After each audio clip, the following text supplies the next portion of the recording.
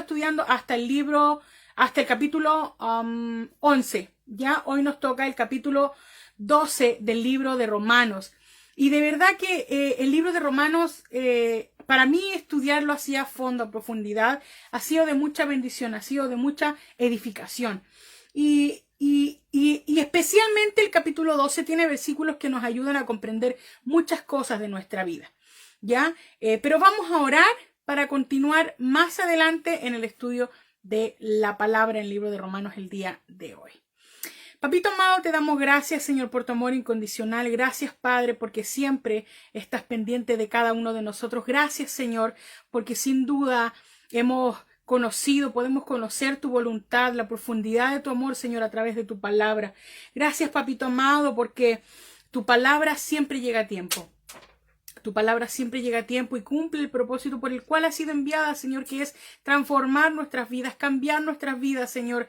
Y te damos gracias, papá, porque esta maravillosa palabra es una maravillosa y gloriosa semilla que crece dentro de nosotros, Señor, que germina y que da un fruto maravilloso, Señor, y podemos disfrutarla. Padre, te damos gracias por el mensaje del día de hoy. Gracias por los que serán alcanzados, Señor, por tu mensaje. En el nombre de Jesús. Amén. Comenzamos entonces con Romanos capítulo 12. Vamos a leer de unos versículos antes, ya vamos a leer del libro de Romanos. Vamos al capítulo 11, por favor. Romanos capítulo 11. ¿Ya? Vamos a leer desde el versículo 33 del capítulo 11. Ya vamos a leer hasta el final del capítulo y luego vamos a leer en el capítulo 12 del versículo 1 al 5. Repito, vamos a terminar de leer el capítulo 11 de Romanos desde el versículo 33 al 36 y el capítulo 12 de Romanos desde el versículo 1 al 5. ¿Ya? Y dice así: Oh profundidad de las riquezas, de la sabiduría y de la ciencia de Dios. Cuán insondables son tus juicios e inescrutables sus caminos. Porque ¿quién entendió la mente del Señor? ¿O quién fue su consejero? ¿O quién le dio a él primero para que le fuese recompensado? Porque de él y por él y para él son todas las cosas. A él sea la gloria por los siglos. Amén. Miren, normalmente deberíamos leerlo hasta ahí, solo hasta ahí. Pero como hemos aprendido en las clases de Romanos, esta era una sola carta y no tenía títulos ni separaciones, así como capítulo 1, 2, 3, como lo tenemos, no era así. Así que vamos a leer desde el versículo 33 del capítulo 11 hasta el versículo 5 del capítulo 12 sin... haga un ejercicio mental de que no hay un título ahí en su Biblia, ¿ya? Y lo vamos a leer, dice: Oh profundidad de las riquezas de la sabiduría y de las ciencias oh profundidad de las riquezas de la sabiduría y de la ciencia de Dios. Cuán insondables son tus juicios e inescrutables tus caminos. Porque ¿quién entendió la mente del Señor? ¿O quién fue su consejero? ¿O quién le dio a él primero para que le fuese recompensado? Porque de él y por él y para él son todas las cosas. A él sea la gloria por los siglos. Amén. Así que, hermanos, os ruego por las misericordias de Dios que presentéis vuestros cuerpos en sacrificio vivo, santo, agradable a Dios, que es vuestro culto racional. No os conforméis a este siglo, sino que transformaos por medio de la renovación de vuestro entendimiento, para que comprobéis cuál sea la buena voluntad de Dios, agradable y perfecta. Digo, pues, por la gracia que me es dada, a cada cual que está entre vosotros, que no tenga más alto concepto de sí que el que debe tener, sino que piense de sí con cordura, conforme a la medida de fe que Dios repartió a cada uno. Porque de la manera que es un cuerpo, tenemos muchos miembros, pero no todos los miembros tienen la misma función. Así nosotros, siendo muchos, somos un cuerpo en Cristo, y todos miembros los unos de los otros. ¿Se dan cuenta que cuando evitamos un título, nos damos cuenta de que en realidad lo que leímos arriba y lo que leemos abajo está íntimamente conectados, ¿ya? Es una sola cosa. Pablo comienza a hablar sobre la mente de Dios, sobre los pensamientos de Dios y dice, oh profundidad de las riquezas. Él está diciendo, oh wow, cuán grandes son los pensamientos de Dios, cuán altos son los pensamientos de Dios, cuán insondables o cuán desconocidos son sus juicios. Eso es lo que está diciendo Pablo. Y luego dice, porque ¿quién entendió la mente del Señor? Dice, bueno, ¿quién conoce los pensamientos de Dios? Pablo está preguntando, está haciendo una pregunta y dice, bueno, ¿quién de ustedes conoció los pensamientos de Dios? ¿O quién fue el consejero de Dios? ¿O quién le dio a él primero para que le fuese recompensado? ¿Ya? Porque muchas veces sabemos que la voluntad de Dios se encuentra en sus pensamientos, que la voluntad de Dios es lo que Dios desea, es su pensamiento, es su deseo, es su anhelo, y eso está dentro de Dios, en su mente y en el corazón de Dios. Pero Pablo dice, ¿quién conoce la mente del Señor? ¿Quién conoce los pensamientos del Señor? ¿Quién conoce la voluntad del Señor? Y miren lo que dice el versículo 1 y 2 del capítulo 12. Dice, así que hermanos, os ruego por las misericordias de Dios. Pablo está preguntando, oye, mira, ¿quién conoce los pensamientos de Dios? Nadie los conoce. ¿Quién es el consejero de Dios? Nadie ha sido el consejero de Dios. Dios ha sido el primero, nadie le dio algo a él primero para que le fuese recompensado. Por eso yo te ruego, o yo te animo, a que tú pongas tu cuerpo en sacrificio vivo, tu vida, tu ser en sacrificio vivo. ¿Para qué? Para que conozcas la voluntad de Dios, para que conozcas los pensamientos de Dios, para que conozcas el corazón de Dios. Eso es lo que Pablo está instando a esto. Pablo está haciendo una pregunta y luego está entregando respuestas a las mismas preguntas que él ha hecho. Amén. Vamos a ir desglosando estos versículos poco a poco. El versículo 36 dice, porque de Él y por Él y para Él son todas las cosas. Gloria a Dios, porque para Dios, de Él, por Él y para Él son todas las cosas de este mundo. Miren, nunca desde los tiempos de los apóstoles había sido tan predicada la gracia o el favor de Dios como ahora, y nunca había sido tan rechazada como ahora. Así que no porque el evangelio esté siendo rechazado, no lo vamos a predicar, no lo vamos a conocer. Y no solamente el evangelio, sino la voluntad de Dios.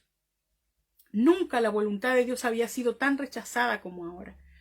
Lo vemos en todos lados, en todos lados. Pablo lo dijo en alguno de los libros que él escribió. Y dijo, llegará un tiempo, llegará un momento, también es una profecía, donde a lo bueno le llamarán malo y a lo malo le llamarán bueno.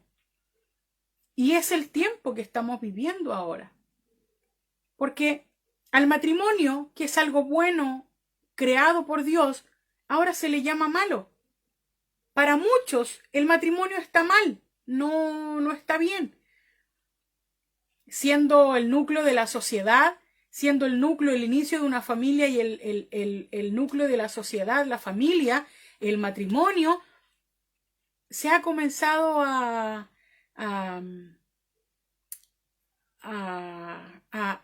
comenzado a perder su valor en la sociedad. El respeto a los padres tampoco se ve mucho. El amor entre hermanos, la misericordia, un montón de cosas que ahora que son buenas, que han sido establecidas por Dios, ahora son llamadas malas. Amén. Entonces, que eso no sea una razón para que nosotros dejemos de aprender o de predicar el evangelio. Con más ahínco, con más vigor, con más fuerza, con más valentía, debemos predicar este evangelio para que el mundo conozca la voluntad de Dios. En la descripción de la transmisión yo puse, existe una manera de comprobar o de conocer la voluntad de Dios. Y yo le quiero hacer también una pregunta. Si yo te dijera a ti que hay una manera de que tú puedas comprobar que la voluntad de Dios es buena, es agradable y es perfecta, ¿querrías comprobarla? Déjame decirte que la voluntad de Dios es buena, es agradable y es perfecta. Vamos a seguir, vamos a comenzar a desgranar estos versículos. Miren, versículo 1 del capítulo 12 dice: así que, hermanos, os ruego por las misericordias de Dios que presentéis vuestros cuerpos en sacrificio vivo, santo, agradable a Dios, que es vuestro culto racional. Yo, cuando escuché este versículo en mi juventud, yo me imaginé en mi mente cómo sería un sacrificio vivo. ¿Cómo será un sacrificio vivo? ¿Tendré que quemarme viva? O sea, era lo que pasaba en mi mente, y yo creo que no es solamente lo que a mí me ha pasado, estoy segura que a más de alguien se le pasó por la mente esto, de que un sacrificio vivo era sacrificar a alguien que estuviera vivo, como se hacía en el antiguo pacto, ¿ya? Pero déjame decirte que la palabra sacrificio, ¿ya? Para nosotros puede sonar así como... Sacrificio suena como a ritual, a rito, a algo feo, raro, no sé, algo un poco extraño. Pero miren, el significado de la palabra sacrificio quiere decir ofrenda en señal de reconocimiento u obediencia.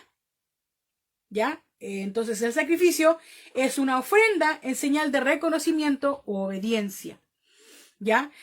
Entonces, podríamos decir que Pablo dice: así que, hermanos, os ruego por las misericordias, por la bondad, por la compasión de Jesucristo, que presente su cuerpo en sacrificio, en ofrenda, en reconocimiento, ¿ya? Que es vuestro culto, se dice, sacrificio vivo, santo, agradable a Dios, que es vuestro culto racional. ¿Qué? Decía yo, pero culto racional, ¿a qué se refiere? Racional. Y comencé a meditar en esto, y llegué, por el Espíritu Santo, obviamente, porque el Espíritu Santo es quien nos entrega revelación de muchas cosas, es que presentar nuestros cuerpos en sacrificio significa ser separados. Nosotros, cuando recibimos a Cristo en nuestro corazón, fuimos apartados. Ya fuimos marcados, fuimos separados, fuimos sellados con el Espíritu Santo. Y eso nos convierte en una, no sé, yo me imagino que tengo una tremenda caja de manzanas y todas las manzanas son bellas, son rojas, son hermosas, son preciosas, limpias, brillantes. Pero hay muchas manzanas en una caja. Las más limpias, brillantes y hermosas tienen un sello especial de exportación, ¿ya? Y las demás no tanto.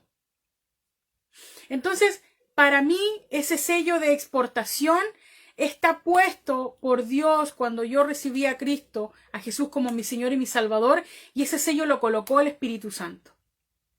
Entonces,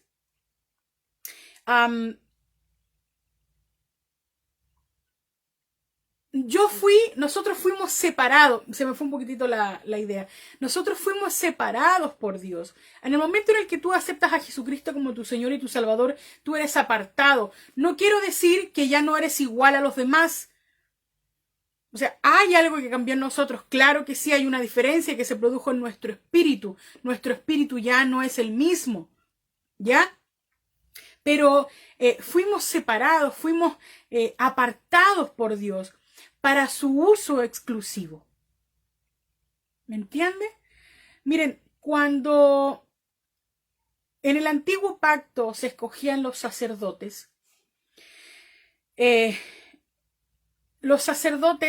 solían tener una placa en su frente que decía santidad a Jehová.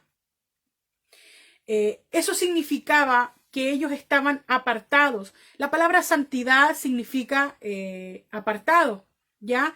Entonces, Cuando nosotros creemos en Jesús como nuestro Señor y nuestro Salvador, automáticamente la santidad de Jesucristo es impuesta en nosotros. Lo que Él era, si no es impuesto a nosotros, la santidad incluida, ¿ya? Entonces, fuimos hechos santos a través de Jesucristo. Somos santos y podemos vivir en santidad, porque esa es nuestra naturaleza ahora, esa es nuestra identidad ahora, por medio de Jesucristo, gracias a Jesucristo y a su obra completa. Pero en ese momento nosotros fuimos apartados. Amén. Entonces, presentar un sacrificio, dice, agradable a Dios. Dice, lo voy a leer. Dice, así que hermanos, os ruego por las misericordias de Dios que presentéis vuestros cuerpos en sacrificio vivo. Estamos vivos. Santo, agradable a Dios, que es vuestro culto inteligente. Que es vuestra entrega inteligente. ¿Por qué? Porque yo debo ser consciente. Por eso dice que es vuestro culto racional. Es vuestro culto, es vuestra entrega, es tu ofrenda consciente a Dios. ¿Consciente de qué? Consciente de cuál es tu posición, consciente de lo que tú tienes, consciente de lo que eres ahora por medio de Jesucristo. Consciente de que has sido transformado, de que tu espíritu ha sido redimido, que hay un precio pagado por ti. Consciente de eso, yo presento mi vida para servicio de Dios, de la iglesia, de los santos, de la sociedad, de mis vecinos. Ese es presentar mi cuerpo, mi vida, mi ser completo como un culto consciente, una entrega consciente de qué, de cuál es mi posición, de cuál es mi lugar. ¿Y sabe qué? Pablo habla de esto. Veamos el versículo 3. Es importante que entendamos estas cosas. Mire, el versículo 3 dice, digo pues, por la gracia que me es dada a cada cual que está entre vosotros, que no tenga más alto concepto de sí que el que debe tener, sino que piense de sí con cordura. No dice gordura, dice cordura. Conforme a la medida de fe que Dios repartió a cada uno. Miren, cuando fuimos separados y fuimos hechos santos, justos, perfectos por Jesucristo, yo soy consciente de esto y puedo entregar mi vida al servicio de Dios, mi ser, mi vida entera, consciente de que esa es mi posición, de que mi espíritu ha sido redimido y que espero el que mi carne y mi alma también sean redimidos. Espero vivir, espero disfrutar de un cuerpo glorificado cuando el Señor venga. Consciente de esas cosas, consciente de las promesas, de la provisión, de la fortaleza, de la seguridad que Dios me provee, yo presento mi vida y mi ser al servicio. Pero Pablo dice, pero espérate, dice Pablo. Por favor, que nadie piense de sí mismo más arriba de lo que es, ni más abajo de lo que es. Piense de sí mismo con cordura. La palabra cordura significa mente sana. Piensa de ti con una mente sana, con una mente establecida en la palabra. A mí de verdad que me duele en el alma escuchar personas que conocen la palabra y se sienten, se expresan y viven como si fueran la pulga de la garrapata del perro. Tú no estás a la mesa del Señor. La palabra dice que nosotros, dice en el Salmo 23 que nosotros estamos, que el Señor prepara una mesa delante de nosotros. En Efesios dice que estamos sentados juntamente con Él. Tú no te vas a sentar a la mesa con Cristo para comerte las migajas que cayeron de la mesa, para comerte los sobrados, para mendigar algo de comida. Todo lo que hay en la mesa del Señor está disponible para ti. Todo lo que Él ha provisto está disponible para ti, por fe, por gracia, por medio de la fe en Jesucristo. Todo está disponible para ti. Esa es tu posición, ese es tu lugar. Pensar que es pensar que somos hijos de Dios, que somos santos, que somos justos, que somos perfectos, que nuestro espíritu es redimido, que aunque yo peque, mi espíritu es sellado con el Espíritu Santo, y aunque yo falle, mi espíritu es sellado y el pecado no penetra en mi espíritu. No es ser hereje, no es ser... hay otra palabra que se usa que en estos momentos se me fue. No es ser patudo, no es ser desubicado. Estoy ubicado, estoy en la palabra y eso es lo que dice la palabra que yo soy. Esa es mi posición. Pablo lo dice. No pienses con otro concepto de ti. Piensa de ti como realmente Dios te ha hecho. Recuerde que su identidad y su realidad no es la que usted ve en el espejo de su baño. Esa no es. Su identidad es la que usted ve en el espejo de la palabra de Dios. Mírese en el espejo de la palabra de Dios y no sea como ese hombre que olvida su reflejo cuando lo ve, sino que permanece ese reflejo en tu mente. Pablo lo dice, acá lo leímos y dice, digo pues por la gracia que me es dada, a cada cual que está entre vosotros, que no tenga más alto concepto de sí. Tampoco te creas más que los demás. Tampoco creas que porque tú eres salvo estás en la posición de pisotear o de apuntar con el dedo a aquel que no lo es o a aquel que no está seguro. Porque el llamado siempre es a la compasión. Siempre es a la compasión. Siempre es a llevar a las personas a Cristo. Si la persona se niega y no quiere, oremos por la persona, demos gracias al Señor y creamos, porque en algún momento de su vida esa persona oirá el mensaje, o recordará que tú le enseñaste, o se acordará de ti cuando esté en dificultad, o Dios enviará a otra persona a predicar el evangelio, a esa persona. Pero compasión es el llamado siempre de Dios. Y Pablo también hace un llamado a compasión. Dice, así que hermanos, os ruego por las misericordias, por la compasión de Jesucristo. Presenta tu cuerpo al servicio de Dios. Presenta tu ser completo, tu vida entera al servicio de Dios. Y cuando me refiero al servicio de Dios no estoy hablando simplemente de servir en la iglesia, de ir a cantar, de congregarte, de tocar un instrumento, de llevar tu Biblia. De servir a los santos, de ayudar a tu hermano, de predicar a tu prójimo. Todo eso incluye el servicio. Dice la Biblia, todo lo que tú hagas, todo lo que hagan, háganlo como para Dios. Si tú vas a ofrendar, hazlo como para Dios. Si vas a diezmar, hazlo como para Dios, no a medias.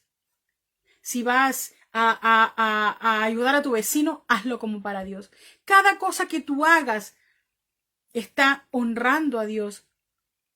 Cada cosa que tú haces está dando un testimonio de Dios, que es para honra o para deshonra. Pero todo lo que tú haces, hazlo, aprende esto. Cada cosa que tú hagas, la haces como para Dios. Ahora yo te digo esto, cada cosa que hagas desde ahora en adelante, hazla como para Dios. Y créeme que la excelencia comenzará a ser un hábito en ti.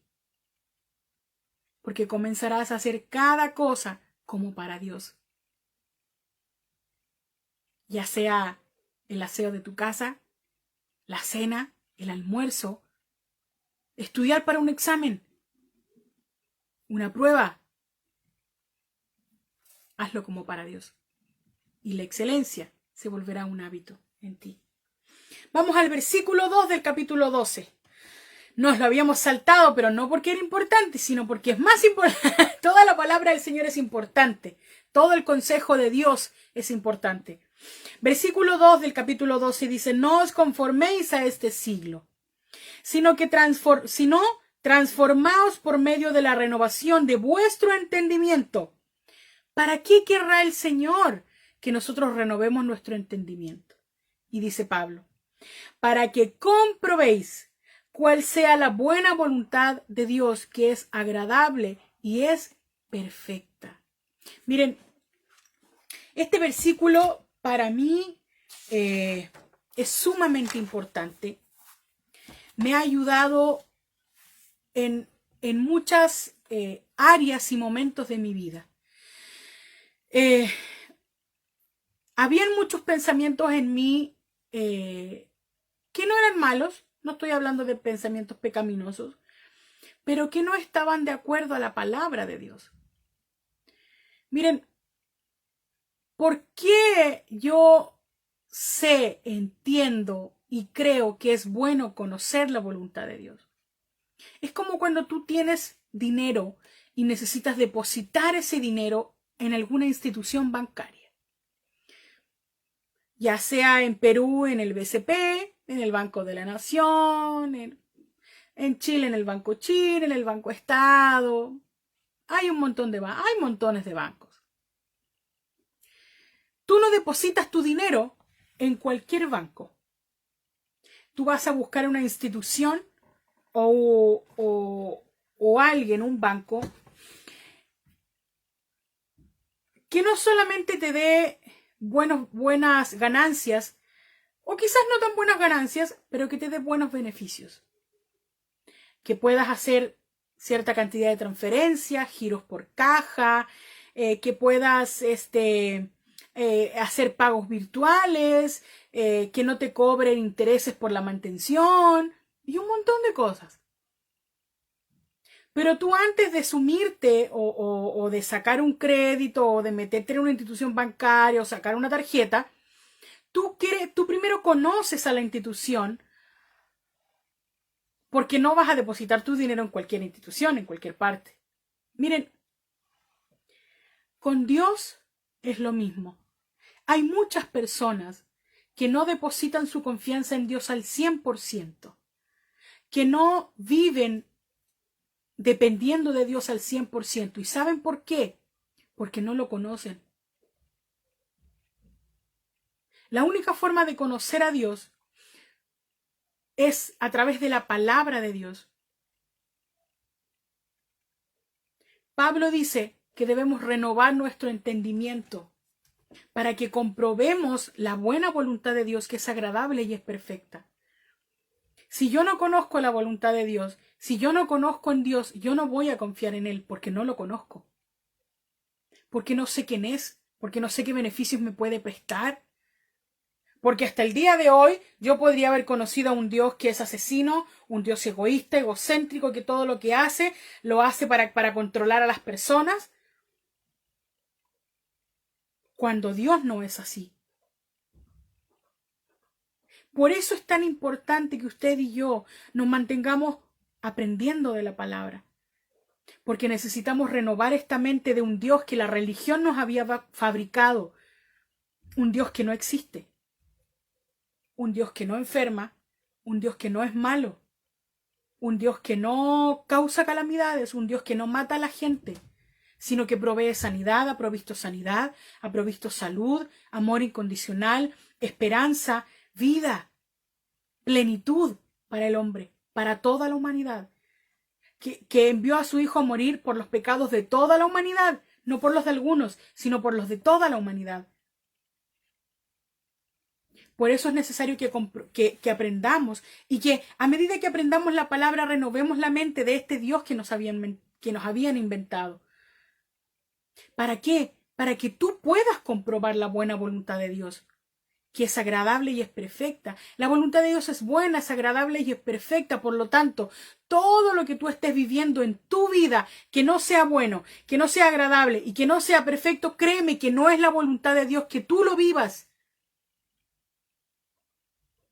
No es la voluntad de Dios que tú vivas calamidades, que tú pierdas a la gente, que se te mueran los familiares, que pases escasez,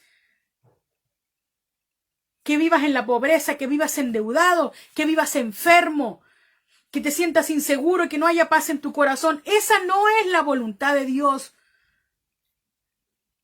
Pero si tú no te das tiempo de conocer a Dios, si tú no dedicas tiempo a buscar la palabra, a conocer la palabra, a conocer a Dios, no vas a comprobar esta buena voluntad, porque no la vas a conocer. No vas a saber qué esperar de Dios y no te vas a acercar a Él, porque no lo conoces y no confías en Él. Te estoy hablando de mi posición. No quiero hablar, no estoy hablando de mi posición de pastora, no, te estoy hablando de mi posición de una persona que ha decidido cederle la autoridad al Señor porque lo conozco. Lo conozco a plenitud, me sé la... No, todos los días estoy aprendiendo maravillas de Dios, todos los días profundizamos, todos los días el Señor me edifica, todos los días me sorprende. Todos los días me encanta, todos los días me enamora, todos los días me fortalece, todos los días me levanta, todos los días me anima. Todos los días he decidido amarlo, así como he decidido amar a mi esposo. Todos los días de mi vida he decidido conocer a Dios, vivir y experimentar su voluntad, que es buena, es agradable y es perfecta, todos los días de mi vida. Porque lo conozco. Porque lo conozco. ¿Esta pandemia pasará? No sé. ¿Pasará? Sí. ¿Cuándo? No tengo idea. Pero sabes que yo sigo confiando en el Señor. Porque hasta el día de hoy, aquí en casa estuvimos con coronavirus. Y hasta el día de hoy nunca nos ha faltado el alimento. ¿Saben qué? Mi mamá tiene una librería. Desde el estallido social, desde octubre del año 2019, ya han pasado casi 2 años, 1 año y medio. Octubre, noviembre, diciembre, enero, febrero, marzo, 1 año y medio. Mi mamá tiene una librería. No hay clases. Hay clases virtuales. Con un cuaderno es suficiente. 2 cuadernos son suficientes. ¿Sabes qué? Cualquiera pensaría, no, la Juanita quebró. Es una librería, no venden. Pero ¿sabes qué? Está abierto su negocio. Todos los días vende. Todos los días llegan vendedores y todos los días compra. Llegan proveedores y ella compra. Porque ella sabe y confía en que el Señor es su proveedor. No importa. Estuvimos hablando hace algunas semanas con ella y con mi esposo en cambiar el giro del negocio, en que vendiera otra cosa para que se vendiera. Y mi mamá dijo, no, me voy a quedar con la librería hasta cuando el Señor quiera. Y allí está la librería, abierta. Entonces, miren, todos los días nos enfrentamos a desafíos. Pero cuando tú conoces al Señor y conoces su voluntad y sabes que su voluntad es buena, es agradable y es perfecta, sabes y tienes la plena y completa certeza de que mañana todo va a estar bien. Cualquiera sea la circunstancia, mañana todo va a estar bien. Porque el Señor es quien te ayuda y quien te guarda. Versículo 4 dice, porque de la manera que en un cuerpo tenemos muchos miembros, pero todos los miembros tienen la misma función, pero no todos los miembros tienen la misma función, así nosotros, siendo muchos, somos un cuerpo en Cristo y todos miembros los unos de los otros. Todos formamos parte de un cuerpo, del cuerpo de Cristo. Vamos a profundizar más en eso la segunda clase, la próxima semana, sobre el cuerpo de Cristo. Pero quiero que comprendas que es bueno renovar la mente. Es bueno, es buenísimo y es necesario aprender de la palabra del Señor. Te animo a que lo hagas y que jamás dejes de hacerlo. Nunca pienses y creas que porque estuviste 6 meses en un instituto, o 2 años, o 4 años, ya conociste todo. Podrías saberte la Biblia de memoria. Podrías leer 100 veces el Salmo 23. ¿Y sabes qué? Las 100 veces el Señor va a tener una revelación distinta para ti. Nunca es suficiente. De Dios nunca, jamás es suficiente. Así que te animo a que sigas profundizando en la palabra del Señor, a que sigamos aprendiendo de la palabra del Señor, que sigamos comprobando la buena voluntad de Dios, que es agradable y es perfecta. Gloria a Dios. Gracias a cada uno de ustedes por estar conectados.